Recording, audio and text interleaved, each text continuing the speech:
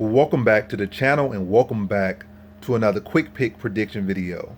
In this video, I'll be predicting the women's strawweight bout between Cheyanne Buys, or what's her name? Cheyanne, but Cheyanne Buys versus Bays versus Montserrat Ruiz. And how I see this one is, first off, if you're looking at it, you're seeing the Buys or the Bays in this one, it's a good investment to bet against them on this card, but in this one, I am going to lean to Cheyanne Buys.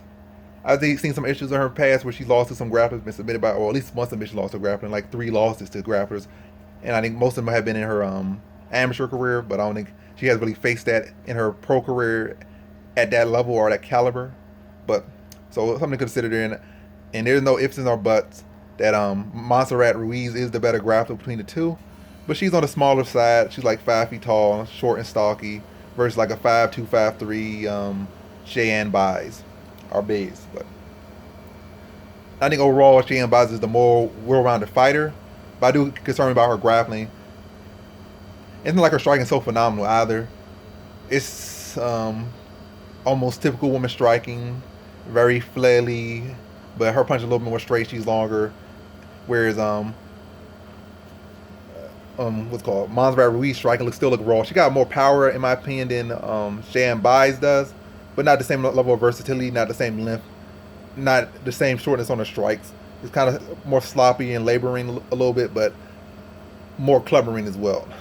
So she couldn't potentially catch her, but I feel like Cheyanne Buys is just cleaner on the feet, so I don't think those punches should be landing too much on her, so she shouldn't have too much to worry with that. Shouldn't have too much to worry about. Like, she still got to worry about, but shouldn't have too much to worry about that. Where I worry about is if they do go to the ground, especially if Ruiz is able to take her down or get her back, or anywhere on the ground too long, you got your concerns there. But I think Bays has well rounded out the game. I believe she has rounded that skill out. I mean that area of her game out, and probably made it one of her strengths now. But still, I give Ruiz that area in this fight. But I just think being the fact that she Bays is longer, lankier, and I think more well-rounded, more polished overall, that's going to allow her to maybe avoid some of the weaker areas, or better choose when they go to the areas instead of having Ruiz take her there. Like if they go on the ground, it's going to be Buys trying to take it there instead of allowing Ruiz to take it there. Or if Ruiz does take it there, she'll be able to scramble and get back to her feet, not play that area, and just use her length, use her reach, and use her speed to just outstrike Ruiz in this one. So close fight. Well, not close, but competitive fight. But matter of fact, I'm saying, well, yeah, competitive.